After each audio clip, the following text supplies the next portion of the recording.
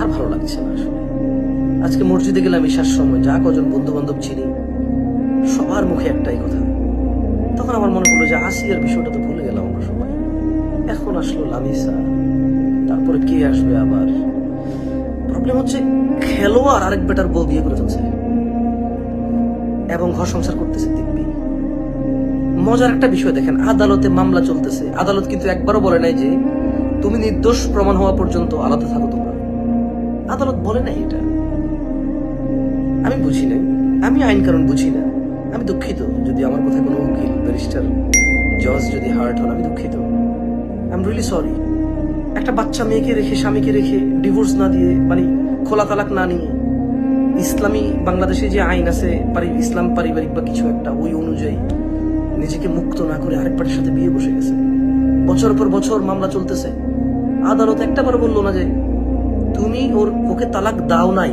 এই পক্ষেই বেশি দলিল, যেটা শুনতেছি নিউজে যতটুকু শুনি যে ডিভোর্সের যে পেপার টেপার এগুলো দিছে সবগুলো মানে ভুল বলে প্রমাণিত হয়েছে, যতটুকু উকিলরা বলে এই পক্ষ পক্ষ। কিন্তু আদালত বলে নাই যে তোমরা এখন একসাথে থাকতে পারবে না, কারণ যেহেতু ওর সাথে ডিভোর্স কনফার্ম হয় নাই, তাহলে এই মহিলা একসাথে দুজন স্বামী রাখতে পারে না আইনগতভাবে।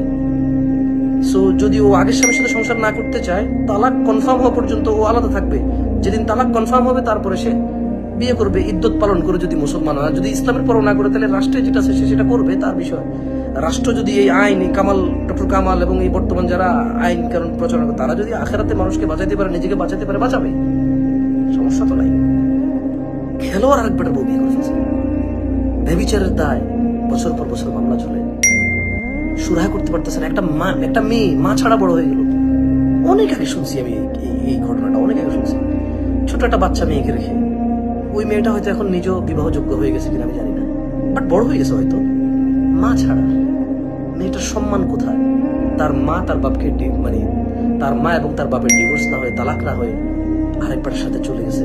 শুধুমাত্র ওই লোকটা খেলোয়াড়, অনেক মানুষ তাকে চেনে নাকি সে বাংলাদেশি, আমরা বাংলাদেশি, আমাদের আইন আদালতও বাংলাদেশি, এই জন্য নাকি যেই ছেলেটার উপরে এত বড় জুলুম হলো ওই ছেলেটার চাইতে যে জালেম সে অনেক বেশি ক্ষমতাধর, এজন্য না। আসলে কি জন্য বিচারটা এতদিন থেকে হচ্ছে না?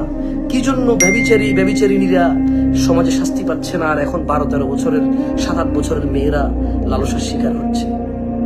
বুঝতেছি না আসলে কেন রজম হবে না।